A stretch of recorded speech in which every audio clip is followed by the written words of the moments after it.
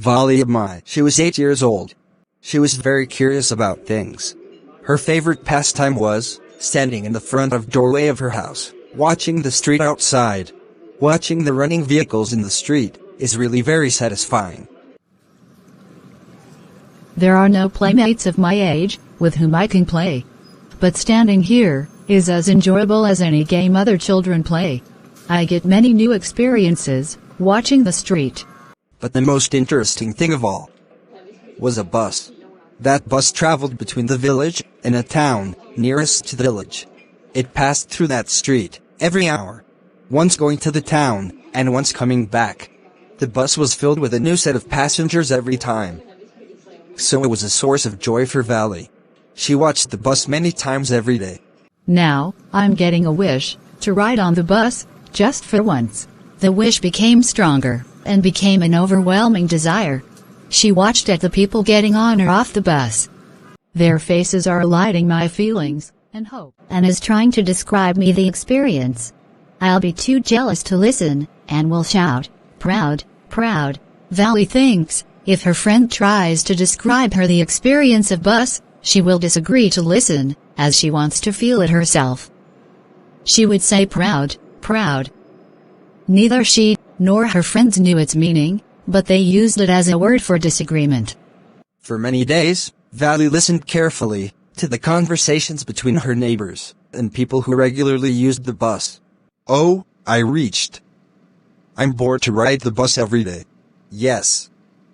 The town is 6 kilometers away from our village." Like this, Valley listened to conversations, and sometimes asked questions about the bus. Finally she came to know. The town was 6 miles away, the fare was 30 paise one way. The trip to town took about 45 minutes. It means, it takes 90 minutes, or say, 1.5 hours, if I go to town, and then return without stopping. It will take 60 paise for me to enjoy the full ride. She planned and replanned. She had to collect all money she got. She resisted her other desires, like buying peppermint, toys, balloons, etc. Finally, she had saved the 60 paise. It was very difficult for her, particularly on the day of village fair. She could ride the merry-go-round by the money, but she stifled her desire. Now, I've 60 paise. But how to slip out from my home without letting my mom to know? Mom naps from 1 o'clock to 4 o'clock after lunch. I can use this time, as I stand at the doorway of house this time every day. One day afternoon, the bus was on the point of leaving the village. "Stop the bus. Stop the bus." The bus conductor peeked out. "It's me. I've to go to the town." Okay. But first, you have to get on the bus. May I help you to get on? Never mind. I can get on myself. Please don't be angry with me, madam. Here's a seat in the front. It was slack time of the day, when there is no much work. There were only 6 to 7 passengers. Everyone, get aside. Make way for the madam. The conductor was a funny sort of person. May we start now, madame? He whistled twice, and the bus started. It was a new bus. Its outside was painted with white. Inside, the overhead bars were silver. The seats were soft and luxurious. When Valley tried to look outside, the canvas blind was cutting off her view. So she stood up and watched outside clearly. The bus was going along the bank of a canal. The road was very narrow. On one side, it was the canal. Behind it were trees, grasslands, mountains, and the sky. On the other side, there were acres of green fields. It was so wonderful for her. "Listen, child, you shouldn't stand like that. Sit down." Okay. But there's nobody here who is a child. I've paid my 30 paise, like everyone else. Just sit and make it comfortable, madame. Why not sitting when you have paid for the seat? Because I want to. But if you stand like this, you may fall when bus makes a turn. That's why we want you to sit, child. I'm not a child. I'm 8 years old. Of course. How stupid I am. 8 years. How can you be a child? The bus stopped. Some new passengers got on. Afraid for her seat, she finally sat down. A woman, with big holes in her earlobes, ugly earrings in them, sat beside Valley. The woman was chewing a betel, which was likely to spill out over the seat. Are you alone, dear? Yes, I'm alone. With a 30 pays ticket. Is it proper for such a young person to travel alone? Do you know where you are going? What's the street? What's the house number? You don't need to bother about me. I can take care of myself. The bus rolled now. Sometimes, the bus seemed as it's going to gobble up another vehicle that was coming towards it, or a pedestrian crossing the road. But lo! It passed on smoothly, leaving all obstacles behind. Suddenly, a young cow was running very fast, in the middle of the road, in front of the bus. The bus slowed down. The driver sounded his horn, loudly, again and again. But the more he honked, the more frightened the cow became. This was very funny for Valley.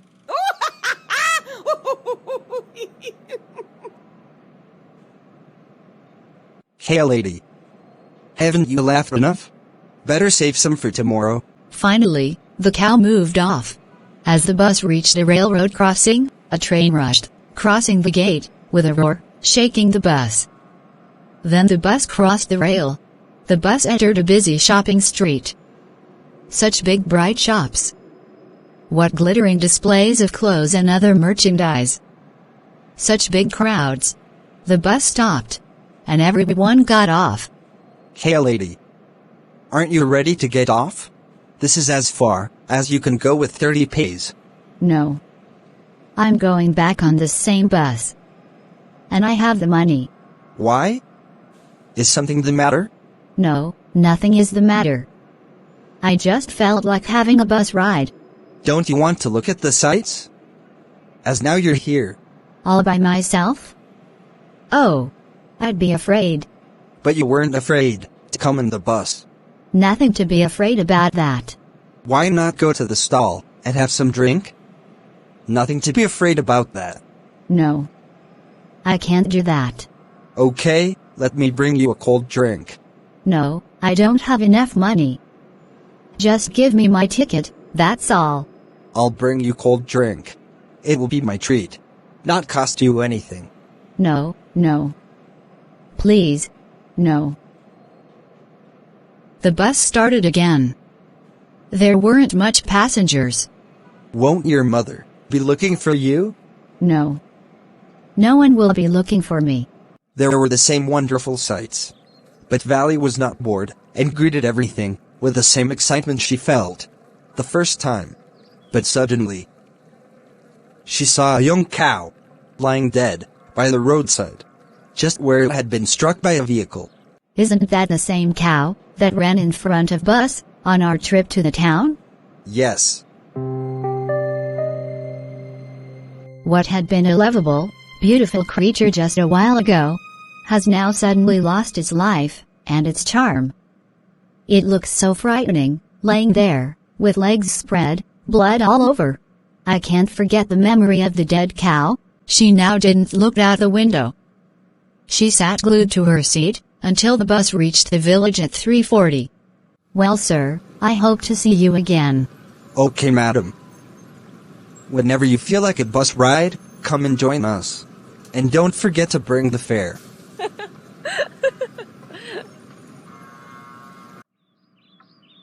Mom is already awake.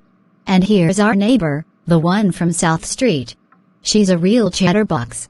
And where have you been, little child? Her auntie asked very casually, not expecting an answer. Yes, you're right. So many things in the world. How can we know about everything? And even if we know about something, we can't understand it completely. Can we? Oh, yes. What? What's that you say? I was just agreeing with what you said, about things happening without our knowledge. Just a chit of girl. She is.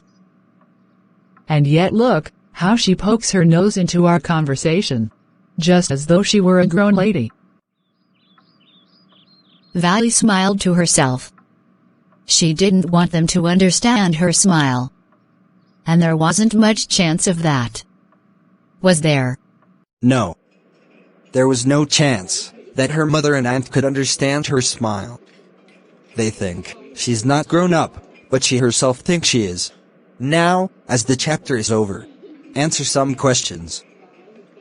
What was Valley's deepest desire? It's easy. Her deepest desire was to ride the bus, at least once. How did she plan the bus ride? How did she get the money? Yes. She listened to the people, who often ride the bus, about the details. Sometimes, she asked questions casually. She saved the money by not spending her pocket money, not even in the merry-go-round. Finally, she saved 30 pays? What did Valley mean? When she said, I was just agreeing about the things happening without our knowledge. The cow died, without her knowledge. It will go above your head, if I ask more questions. Questions are there in the book. Try to answer them. I'm sure you will like the video, and also subscribe my channel. Please press the bell icon too.